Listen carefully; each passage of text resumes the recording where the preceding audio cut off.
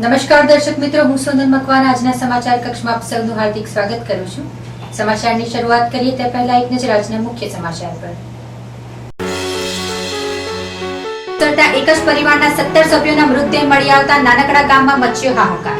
પૂરની પરિસ્થિતિ વચ્ચે બનાસકાંઠામાં ભારે તબાહી મચી.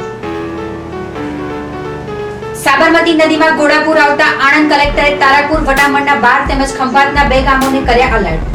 નદી કિનારે આવેલ તમામ ગામોના નાગરિકોને સલામત સ્થળે ખસી જવા અપીલ. વિરમગામમાં પાણી ભરાતા મકાનો ધરાશયના બનાવો વધ્યા તો પાણીમાં ફસાયેલા નાગરિકોને સેવાભાવી નાગરિકોએ કર્યું ફૂડ પેકેટનું વિતરણ. આ હતા આજના મુખ્ય સમાચાર. હવે જોઈએ સમાચાર વિગતવાર. અમરેલી જિલ્લાના દેવડી ગામે યુવકની હત્યા કરનાર આરોપીને એલસીબીએ ગણતરીના જ કલાકોમાં ઝડપી પાડ્યો છે. અમરેલી જિલ્લાના વડિયા તાલુકાના બાંટવા દેવડી ગામે રહેતા નરેશભાઈ ભીખાભાઈ ભાસ્કર, ઉંમર વર્ષ 30ની, બાંટવા દેવડીથી બરવાડા બાવળ જવાના રસ્તે રોડના કાંઠે પાણીના ખાડામાંથી ડૂબેલી હાલતમાં લોહી નીકળતી લાશ મળી આવી હતી. રાત્રિના સમયે નરેશભાઈ ગામના પાદરે બેસવા ગયા બાદ સવાર સુધી પાછા નહીં આવતા તેમની તપાસ કરતા બરવાડાના રસ્તે પાણીના ખાડામાંથી તેમની લાશ મળી આવી હતી. જે અંગે મરણ જનારના પિતા ભીખાભાઈ મંગાભાઈ ભાસ્કરે અજાણ્યા માણસો વિરુદ્ધમાં ખૂનની ફરિયાદ લખાવતા વડિયા પોલીસ સ્ટેશનમાં જે મર્ડરનો ગુન્હો અનડિટેક્ટ હોય Amreli LCB police inspector Shri AP Patel તથા એલસીબી ટીમ દ્વારા ગુન્હાની તમામ વિગતોનો ઊંડાણપૂર્વક અભ્યાસ કરવામાં આવેલ. પકડાયેલ આરોપી જીતેન્દ્રભાઈ ભીખાભાઈ પરમાર તથા મરણ જનાર નરેશભાઈ ભીખાભાઈ ભાસ્કર બંને સેન્ટિંગનું કામ કરતા હતા અને સારા મિત્રો હતા. પરંતુ માત્ર વાતથી મળેલ હકીકતથી શંકાના આધારે આરોપીઓએ મરણ જનારનું છરીના ઘા મારી મોત નિપજાવ્યું હતું તેમ તપાસ દરમિયાન જાણવા મળ્યું છે.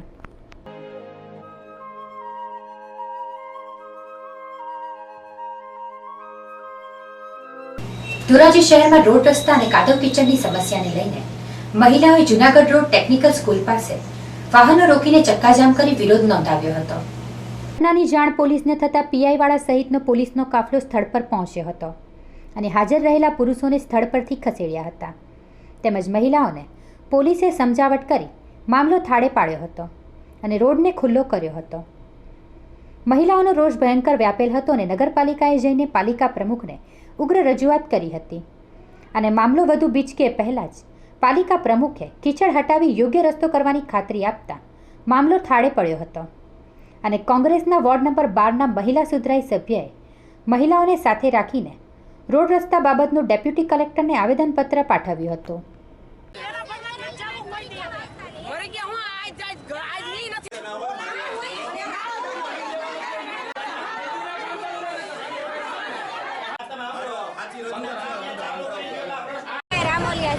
અમારે કૈલાસનગરમાં કેટલો ટાઈમ છે, પહેલામાં પહેલું અમારે ભૂગર્ભ ગટરનું કામ પહેલાં જ થયેલું છે, પણ હજી કંઈ કાદવ કીચડને એટલો ગાળો છે પણ હાલી ચાલી શકતા નથી, વાહન પણ આવતા નથી.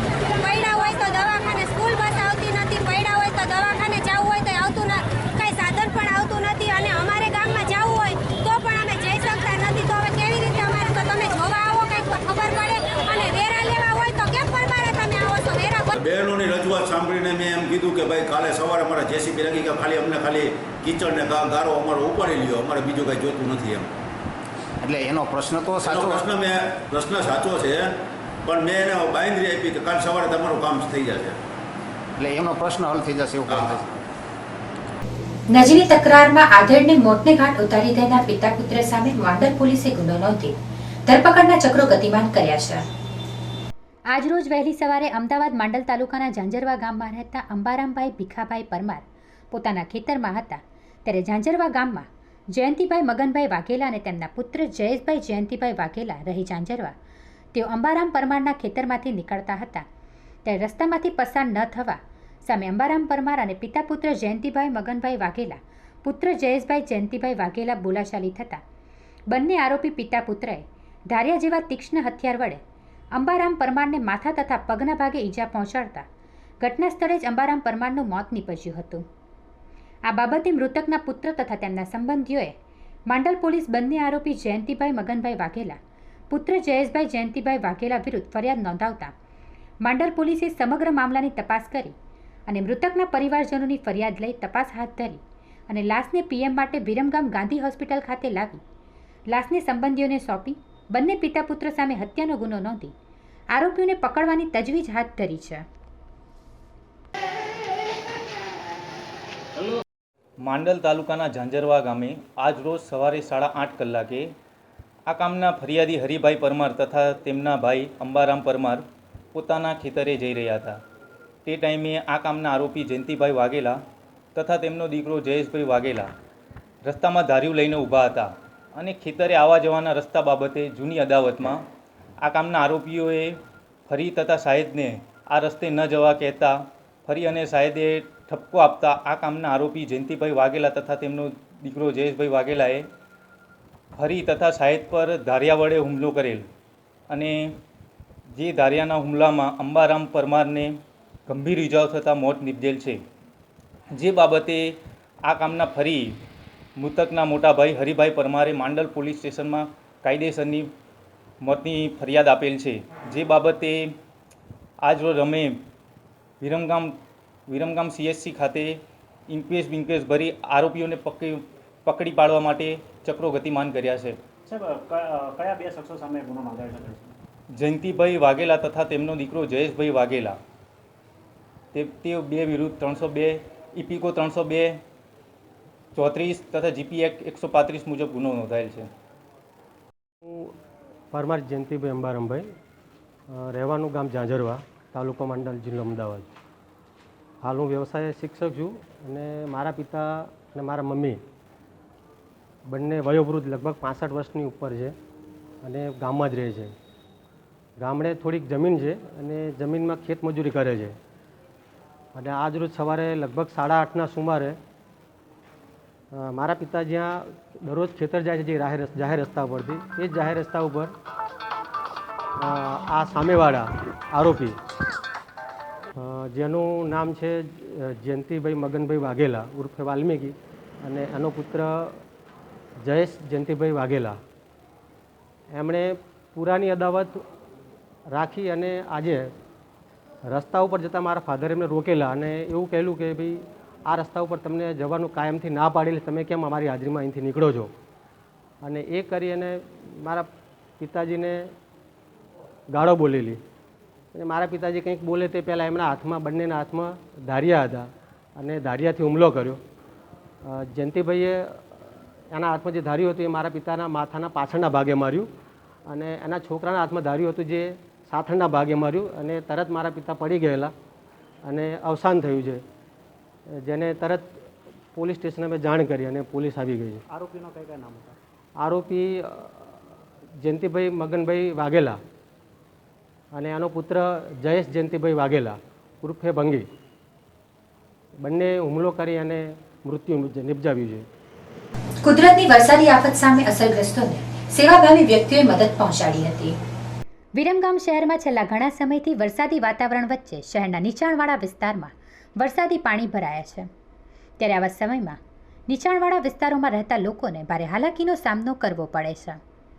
ત્યારે વિરમગામ હાંસલપુર GIDCના વેપારીઓ દ્વારા વિરમગામના હાંસલપુર, મેરડીનગર સહિતના જ્યાં તંબુ બાંધીને મજૂર વર્ગ વસે છે એવા વિસ્તારોમાં આશરે 300થી વધુ પરિવારના લોકોને પૂરી શાકનું વિતરણ કરવામાં આવ્યું હતું.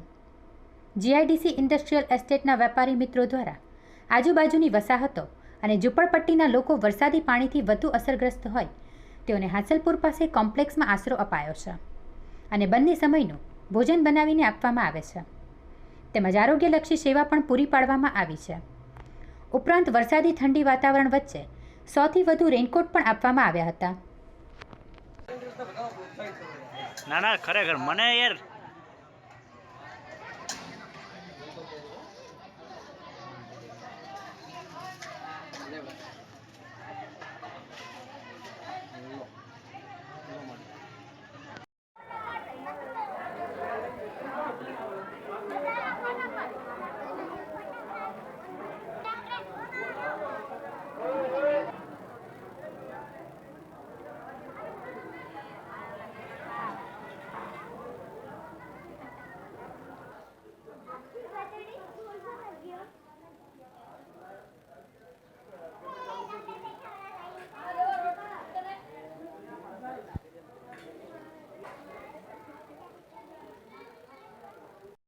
અહીંયા વિરમગામ જીઆઈડીસીની આજુબાજુમાં નીચાણવાળા વિસ્તારમાં જે કોઈ ઝૂંપડપટ્ટીમાં રહેતા વસવાટીઓ હતા તેમને અહીંયા શિવમ પ્લાઝામાં આશરો આપેલ છે અને જીઆઈડીસી એસોસિએશન દ્વારા તમામને સવાર બપોર સાંજ ત્રણેય ટાઈમનું જમવાનું આપવામાં આવે છે અને હજુ અમારા એસોસિએશનના મિત્રોએ એવું નક્કી કરેલ છે કે જ્યાં સુધી વાતાવરણની પરિસ્થિતિ એકદમ ઠાળે ના પડે ત્યાં સુધી રસોડું ત્રણેય ટાઈમ ચાલુ રાખવાનું છે અને એમને જોઈતી આરોગ્ય સેવાઓ બી પૂરી પાડવાની છે. આજે સવારે બી જે પેશન્ટો હતા એમને આસલપુર આરોગ્ય કેન્દ્રમાં લઈ જઈ અને સારવાર કરાવી આપેલ છે. વાઘોડિયા પોલીસે બાતમીના આધારે વિદેશી દારૂ ભરેલી બોલેરો કાર સાથે મધ્યપ્રદેશના 2 યુવકોને ઝડપી પાડ્યા હતા. જિલ્લા પોલીસ અધિક્ષક વડોદરા ગ્રામ્ય તેમજ ડભોઈ ડીવીઓના માર્ગદર્શન હેઠળ જિલ્લામાં દારૂ જુગારની ગેરકાયદેસર ચાલતી પ્રવૃત્તિ અટકાવવા વાઘોડિયા પોલીસના ઇન્ચાર્જ પીએફ મકરાણીને મળતી માહિતી પ્રમાણે આજવા ગાર્ડન પાસે ગુતાલ રોડ ઉપર સફેદ કલરની બોલેરો આવતા તેને અટકાવી તપાસ કરતા બોલેરોની અંદર સીલિંગમાં ખાન બનાવીને છુપાવી રાખેલ વિવિધ બ્રાન્ડનો ઇંગ્લિશ દારૂ તથા બિયરના ટીન મળી 60,000નો જથ્થો પકડી પાડ્યો છે. જેથી તેને ચાલકનું નામઠામ પૂછતા બકો રાઠવા તથા અમરસિંહ રાઠવા નાઓએ ગેરકાયદેસર વગર પાસ પરમિટ વગર દારૂની હેરાફેરીના ગુન્હામાં અટકાયત કરાઈ હતી. આમ વાઘોડિયા પોલીસે ₹60,000નો વિદેશી દારૂ તથા એક મોબાઈલની કિંમત ₹500 તથા બોલેરો કાર કિંમત ₹2 લાખની મળી કુલ 2,60,500નો મુદ્દામાલ ઝડપી આગળની કાર્યવાહી હાથ ધરી છે.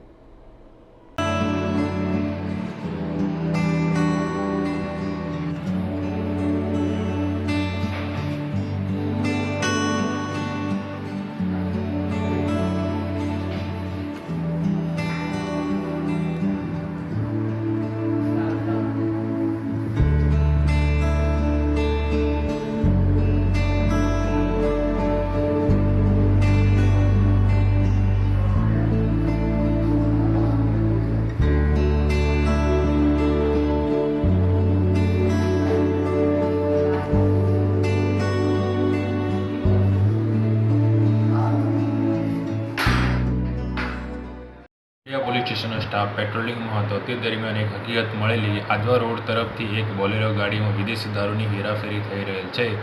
સદર શંકાસ્પદ બોલેરો ગાડી ઊભી રાખી ચેક કરતા બોલેરો ગાડીની અંદર એક ખાના બનાવેલા સીલિંગની અંદર તેમાં વિદેશી બ્રાન્ડની જુદી જુદી બોટલો સંતાડીને રાખેલી તે બોટલો કબજે કરી જેની કિંમત 60,000 થાય છે તથા 2 આરોપી એક બપોર રાઠવા જે અલીરાજપુરના છે તથા એક બીજો અમરસિંહ રાઠવા જે છોટાઉદેપુરના છે બંનેને અટક કરી વાઘોડિયા પોલીસ સ્ટેશનમાં ગાડીની કિંમત 2,000 ગણી ટોટલ 2 લાખ ગણી છે ગાડીની કિંમત અને ટોટલ 2,60,000નો વિદેશી દારૂ તથા મુદ્દામાલ કબજે કરી કાયદેસરની કાર્યવાહી હાથ ધરી છે.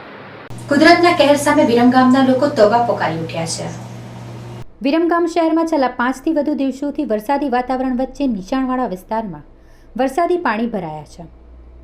આજરોજ વરસાદથી અસરગ્રસ્ત થતા વિરમગામ પ્રાંત અધિકારી, મામલતદાર, ચીફ ઓફિસર સહિત તંત્રના અધિકારીઓ દ્વારા આશરે 60 લાખોને ભોજવા પ્રાથમિક શાળામાં સ્થળાંતર કરવામાં આવ્યા છે અને ત્યાં તેમને ફૂડ પેકેટનું ભોજન આપવામાં આવ્યા હતા. ત્યારે સતત વરસાદથી વિરમગામ શહેર તાલુકા સહિત નળકાંઠાના ગ્રામ્ય વિસ્તારોમાં તાલુકા વાસવા ગામના નાના મોટા સહિત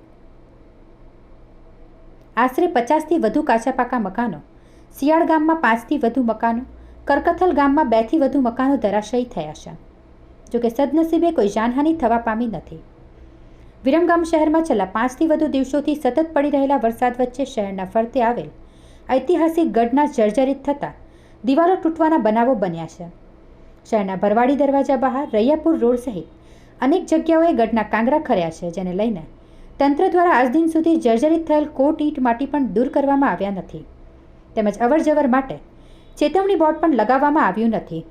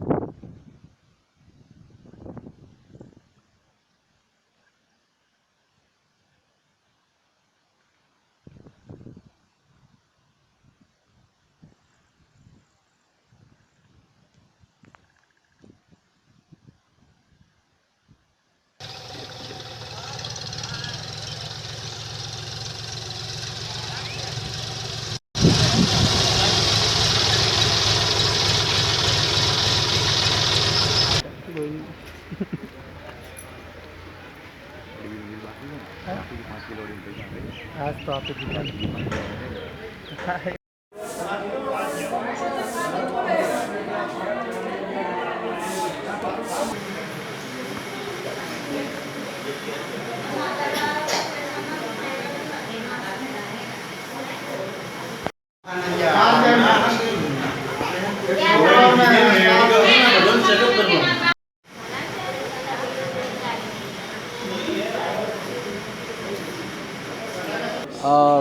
વિરમગામ નગરપાલિકા વિસ્તારના ભુજવા વિસ્તારમાં આવેલ એક પારા વિસ્તારમાં લગભગ 66 લોકોને અમે સ્થળાંતરિત કરી અને ભુજવા પ્રાથમિક શાળામાં રાખેલ છે અને એમના માટે ભોજનની વ્યવસ્થા પણ કરવામાં આવેલ છે અને બાકી ગર્ભવતી મહિલાઓ માટે મેડિકલ ચેકઅપ અને બાળકો માટે પણ મેડિકલ ચેકઅપ રાખવામાં આવેલ છે અને આવનાર દિવસોમાં એમને જ્યાં સુધી પાણી ઉતરે નહીં ત્યાં સુધી એમને રાખવામાં આવશે.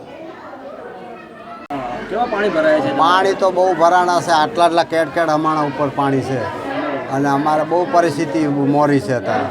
કેટલા માણસો છે? અમારા 18 જણા પરિવાર છે કુલ. કેટલા બધા છે? હા, 18 જણા. બૈરા છોકરાઓ સાથે? બધે સાથે. ડિલિવરી કઈ રીતે? ડિલિવરી જ્યાં વરસાદ શુક્રવારે થયો ને બહુ, એમાં પાણી ચડ્યું ને ડિલિવરી મને ખબર પડે એટલે અહીંયા છોકરા અહીંયા થઈ ગયું જલમ છોકરાનું ડિલિવરીમાં અને પાણી બહુ વધારે ભરાઈ ગયું. અત્યારે ટીડીઓ અને આપણે મામલેદાર ને બધા લોકો આવ્યા છે, અમારે સહાય કરીને અમને નિસારમાં લઈ આવ્યા છે. સાબરમતી નદી ગાડી બનતા આણંદ કલેક્ટરે તારાપુર વટામણના 12 ગામો તેમજ ખંભાતના 2 ગામોને એલર્ટ કરી નાગરિકોને સાવધાન અને સુરક્ષિત જગ્યાએ ખસી જવા અપીલ કરી છે. અમદાવાદ તેમજ ઉપરવાસમાં ભારે વરસાદના પગલે અમદાવાદની સાબરમતી નદીમાં ઘોડાપુર આવતા આણંદ જિલ્લા કલેક્ટરે સાબરમતી નદી નજીક આવતા તારાપુર વટામણના 12 તેમજ ખંભાતના 2 ગામોના નાગરિકોને એલર્ટ કરી તમામ નાગરિકોને સાવધાન રહેવા તેમજ સલામત સ્થળે ખસી જવા સૂચના આપી છે. સાબરમતીમાં ઘોડાપુરના પગલે પીપળી વટામણ તારાપુર, ધંધુકા બગોદરા અને લીમડી બગોદરાના રોડ રસ્તા બંધ થવા પામ્યા છે.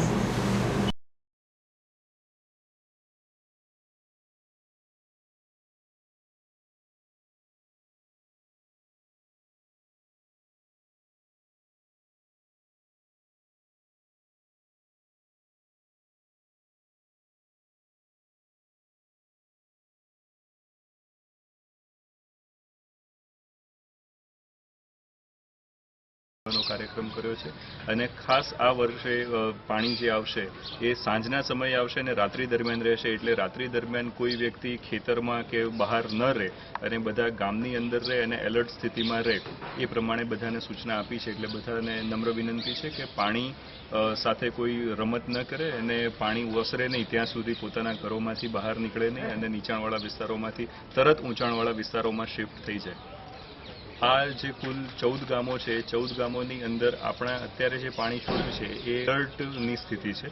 આપણે હાલની સ્થિતિએ ઇવેક્યુએશનની સ્થિતિની જરૂરિયાત નથી, એટલે આપણે સ્થળાંતર કરવાનો પ્રશ્ન હાલની સ્થિતિએ ઉપસ્થિત થતો નથી. પરંતુ ગામમાં જે ઊંચાણવાળા વિસ્તારો છે, શાળાઓ અથવા તો 2 માળના મકાનો, ઊંચાણની જગ્યાઓ એ પહેલાંથી આઈડેન્ટિફાઈ દરેક ગામે કરી રાખેલી છે.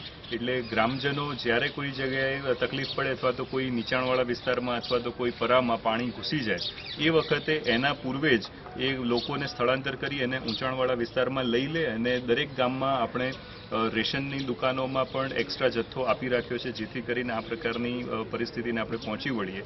ઇલેક્ટ્રિસિટી કપાઈ નહીં અને ઇલેક્ટ્રિસિટીમાં મહત્તમ લાઇટ મેન્ટેન રહે આ વાતાવરણમાં એના માટે પણ સૂચનાઓ આપી છે.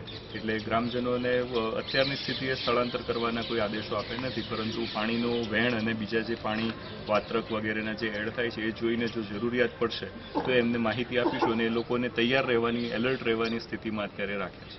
વડોદરા તાલુકાના મસ્તુપુર ગામડીનો યુવાન ગાયો ચરાવવા જતા ઢાઢર નદીમાં તણાતા સરકારી તંત્રમાં દોડધામ મચી જવા પામી હતી.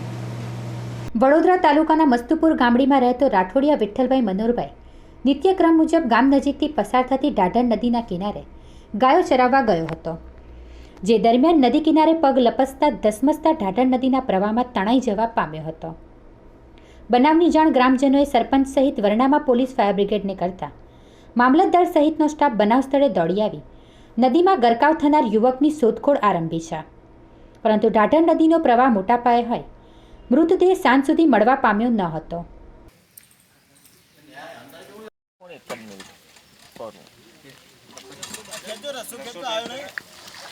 પણ મને લગભગ સવારે 9:30 જાણ થયેલી મને કે ભાઈ આપણા ગામના માણસ આ ઈસમ સંજોગો સાથે ગાય ચરવા જતા અને પગ લસી પડવાથી નદીમાં જાતે નદીમાં તણાઈ ગયેલ છે. અને મને જાણ થતાં વરનાવા પોલીસ સ્ટેશન, ફાયર બ્રિગેડ, તાલુકા મદદને જાણ કરતાં બધા ઘટના સ્થળે બધા હાજર છે અને કામગીરી ચાલુ છે. બનાસકાંઠાના થારિયા ગામે પૂરના પાણી ઓસરતા એક જ પરિવારના 17 સભ્યોના મૃતદેહ મળી આવતા સન્નાટો છવાઈ જવા પામ્યો છે. બનાસકાંઠા જિલ્લાના થરાના ખારિયા ગામે એક જ પરિવારના 17 લોકોના મોત થતાં સમાચાર જાણવા મળ્યા છે. 6 ભાઈઓનો પરિવાર એકસાથે રહેતો હતો. પૂરમાં ફસાઈ જતાં તેમના મોત નીપજ્યા છે. આ પરિવારમાંથી એક જ વ્યક્તિ બચી છે. આ પરિવારે તંત્રનો સંપર્ક સાધવાનો ખૂબ જ પ્રયાસ કર્યો હતો, જોકે તેમને મદદ મળી ન હતી. હેલિકોપ્ટરથી તેમને મદદ મળી હોત તો કદાચ તેમનો જીવ બચી ગયો હોત. આસપાસના ગામના લોકોએ તેમના મૃતદેહ બહાર કાઢ્યા હતા. હાલ આર્મી સહિતની ટીમો અને સરકારી અધિકારીઓ ઘટના સ્થળે પહોંચ્યું હોવાનું જાણવા મળ્યું છે. ભારે વરસાદને કારણે બનાસકાંઠામાં પૂરની સ્થિતિ સર્જાઈ છે. બનાસકાંઠાના ઘણા ગામો હજુ પણ સંપર્ક વિહોણા છે.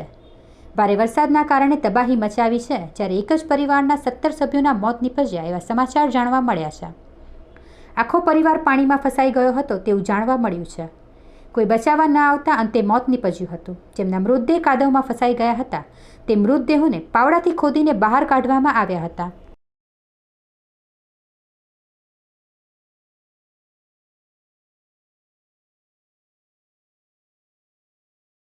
સમાચાર પૂર્ણ કરીએ તે પહેલા ફરી એક નજર આજના મુખ્ય સમાચાર પર.